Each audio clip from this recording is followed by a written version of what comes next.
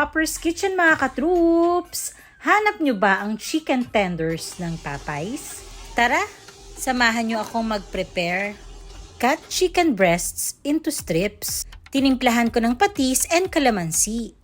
Haluin lang natin para manuot ang lasa. Crispy fry, butter mix, extra crunchy ang gamit ko. For thicker and fuller coating. Nagdagdag ako ng onting salt kasi may patis na rin naman na timplayan. Binudburan ko na rin ng black pepper, pandagdag lasa. Let's start! Deep fryer ang gamit ko para sigurado nakalubog ang chicken tenders.